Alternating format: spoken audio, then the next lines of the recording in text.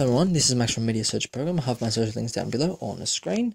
Today we're going to be talking about Pokemon Go, Nvidia, AMD, Microsoft, and a lot of other cool games coming out. What is Pokemon Go? So pretty much we all remember waking up early, watching Channel 10 if we were in Australia, and Cheese TV would present us with Pokemon. Gotta catch them all, Pokemon. Ash and his friends in the adventures with, of course, Pikachu, which was one of my favorite Pokemons of all time, and honestly, I love a little cute little thing, Pikachu, why not? Now, Pokemon Go has pretty much been developed by a company called Niantic, sorry if I've incorrectly pronounced the name, and what they've decided to do is say, you know what, why not bring the nostalgia back and pretty much develop Pokemon for Google devices, such as Android devices, and also Apple iOS devices. So they've pretty much made a game using Google Maps, which is pretty much Google Maps except it's Pokemon orientated. And as you can see from the screen, from the red circle on the bottom left hand corner, the leaves there, you can tap on the Pokemons and you can capture them. Now, how does capture them work? Well, let's get into that now. So as I mentioned to you, with the red circle, you can go and capture them. Well, if you see the video in front over here on the screen, you can see this person uses their fingers on the phone to throw the ball and catch them, and they successfully catch it. You won't always successfully catch a Pokemon, depends on your level. You may not. Now, however, once you reach level 5, join a gym and you can join 3 different teams: Team Instinct, Team Mystic, Team Valor. And please do not be that person who goes for the same team. It's not cool. It's not going to be fun. Join a different team, battle it out in the gym, duel in the gym, conquer gyms, and all that kind of jazz. It's pretty cool. Now, you can't battle, unfortunately, out of the gym unless they release a new update, which maybe when this video gets uploaded, or by the time the video is uploaded, they already have that update, and you can duel outside of the gym, and you can also trade. Now, to train up your Pokemon, go to the gym, train them up, feed them, get them to train even more, duels, and all that kind of jazz. Another thing you got to keep in mind, if you run out of Pokemon balls, you can do microtransactions inside there, so you can actually buy items with real life money, such as using a credit card or debit card. That's a really awesome thing about it. So that's another thing. Please do not empty your bank account because of playing Pokemon. Not cool. Don't do that. Another thing what you can do is, with combat within the gym, you can dodge attacks, you can defend your Pokemons, you can attack players, and you can do special attacks by using different movements on your phone with your fingers and stuff like that. By tapping on your opponent, you can attack them. You can do a special attack. Let the bar on the top left-hand side of your Pokemon pretty much fill up. You should see a bar filling up, then hold the opponent's Pokemon and you can unleash a special attack. Now, if you want to dodge their attacks, what you can do is you can move your Pokemon from left to right. Just make sure that you miss the incoming attack and you dodge their special attacks or any of their attacks.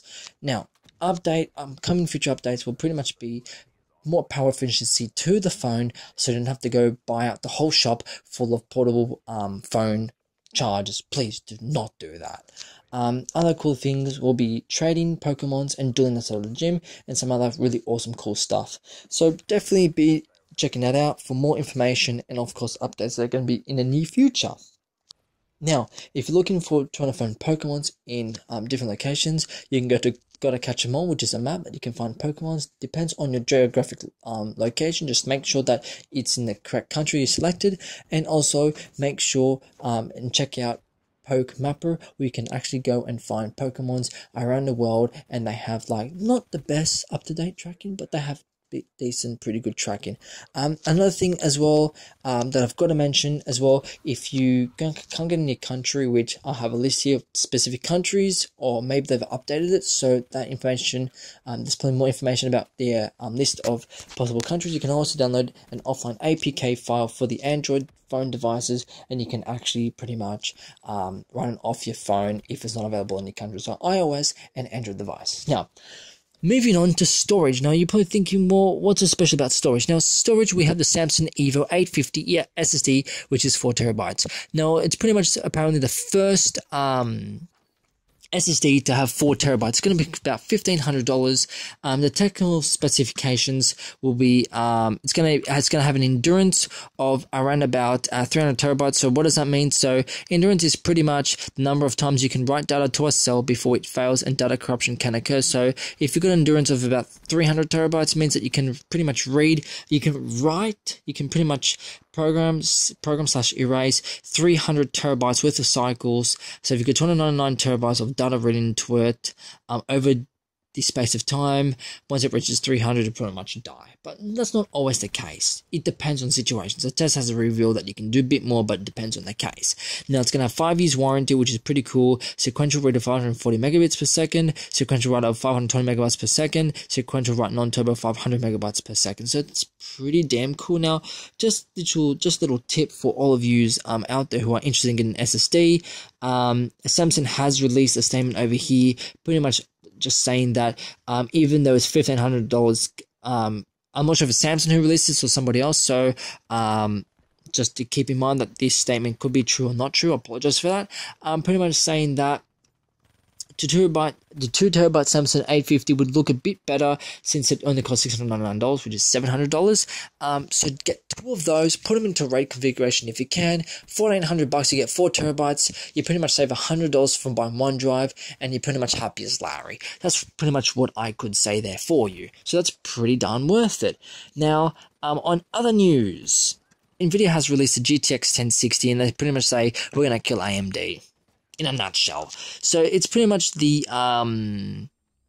competition to AMD's RX 480 that has just recently come out. So I must say it's going to be interesting to see what happens. So the technical specification as follow: the 6 gigabyte model GTX 1060 will host 1280 CUDA cores, while the 3 gigabyte GTX 1060 series will give you 1152 CUDA cores. The dates will be pretty much August 2016 for the 3 gigabytes, and 6 gigabyte will be July 19th, 2016. This is as what's shown on here. Maybe the figures change. It can happen. If it does happen, I apologize for that. Its processor will be pretty much the Pascal 16 nanometer instead of the Maxwell that they used to have. It's going to be running graphics core of the GP106, so definitely check that out. Founders Edition on 6 gigabyte will be $300 and $250 for the custom ones like the Vegas and etc. You can overclock these cards, which is a cool feature, which pretty much a lot of people are saying that it's a really cool feature. So if you have to spend a bit more money just to overclock your card, go for it. What's the big deal? However, there's going to be no SLI, unfortunately, which I was just, when I heard there was no SLI, I was like, why? But unfortunately, that does happen. So if you're going to go for a single card, go for a GTX 1060, I guess, if you want to. If you're going to be running dual SLI, but I can't afford a GTX 1080 or 1070, maybe you can go for an older generation 900 series, or if you don't want to spend that much money, you can always get a dual RX 480 on a Crossfire. Just make sure that your system can support the amount of wattage coming out, even though they have fixed the wattage problem of power consumption. Grab 2 of those bad boys and you're laughing, really. So there you go. So that's pretty awesome. Now, I'm talking about AMD on that specific subject. We can see that we already know about the RX 480, but they've also released the RX 460 and 70. So the difference pretty much is that the RX 460 is going to still be on the Polaris system, 14 nanometer FinFET. It's going to be 2 and 4 gigabyte models, GDR5. It'll have pretty much less than 75 watts of power consumption for the RX 460. It'll be released June 2016, which pretty much means it's already released by the time this video is done. And it's going to cost $100 USD for the 2 gigabyte models. Prices are subject to change. Please check currency to see if there's any currency fluctuation on pricing. The RX 470 will be $150 USD, but I'm not sure from this actual model picture that I have here showing you. Now, besides that, you're probably thinking, well, why are these graphics good for us? Well, Microsoft has a product called HoloLens. I didn't exactly talk about the HoloLens in my last video because I wasn't sure if it was going to be point or even good, but I'll get into it now quickly for you. It's a computer on your head, but it's a virtual reality headset, and there are no wires or bulky PCs to tether yourself to. It pretty much gives you a holographic image right in front of you, but you can see by this picture, by the headset, how it looks in front of your face. You go with all the cameras and all the sensors, it's a holographic thing in front of you that you can see from this video as it's showing all this cool gadgets. Now, this thing is unbelievable. Let me just start by that. It's awesome. It can be used for mechanics, medical, engineering, all that kind of cool stuff. So that's really goddamn cool.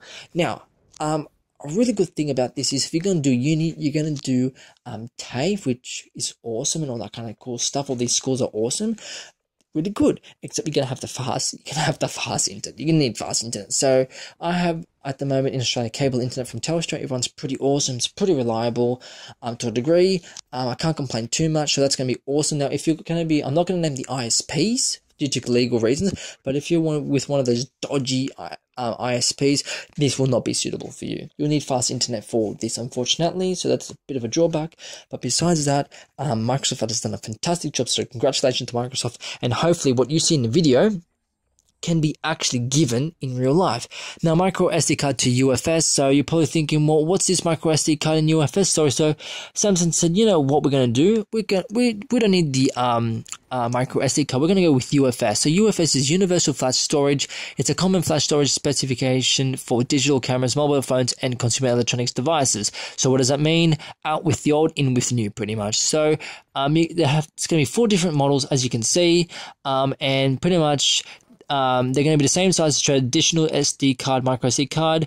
UFS promises read speeds up to 5 times faster, up to 500 megabytes per second, and write twice as swift. So you're going to be much better performance, and it'll be great for DSLR. So if I've incorrectly pronounced the acronym for digital cameras and all that kind of cool jazz. Now, I'm talking about storage. You're going to need fast internet to download this. So Google Fiber has released 3 different types for businesses, as you can see, with different pricing and of course different amounts of gigabytes that you can use. So the Business 1000 looks unbelievable. The Business 250 looks great, and the other package that Google Fiber has to offer looks unbelievable. So good on Google. Just a really friendly note to Australia. If anyone's listening to this, please give us awesome fiber. We need fiber for the future and the future of education and also infrastructure. Please give us awesome fiber, please. Besides that, games coming out such as Battlefield 1 looks epic. Based on World War One, it looks fantastic. Definitely, I'll have the links below for that. You're also going to get Call of Duty Black Ops 3, the new DLC called Descent. It's going to feature 4 multiplayer maps, few new weapons apparently, so that's going to be definitely worthwhile checking out. Xbox Play Anywhere, so that's going to be awesome as well. That's going to support Xbox and PC cross-platform. Forza Horizon 3, Recall, Gears of War 4, Scalebound, Seas of Thieves, and other cool games. It's going to be really epic. Call of Duty Modern Warfare Remastered, when you buy Call of Duty Infinite Warfare Legacy, Legacy Pro, and Digital Deluxe Editions. So definitely check that out. It's going to be using HDR, high textured graphics, on that kind of jazz. So definitely check those games out and all the other tech out. Information will be below. I do apologize if it sounds a bit rushed, the commentary, and if I've missed anything out. Anyway, besides that, I hope you enjoyed this gameplay commentary. My name is Max from MediaSearchProgram, and I'll have all my social links below. Thank you for watching, and please comment, rate, and subscribe. Thank you.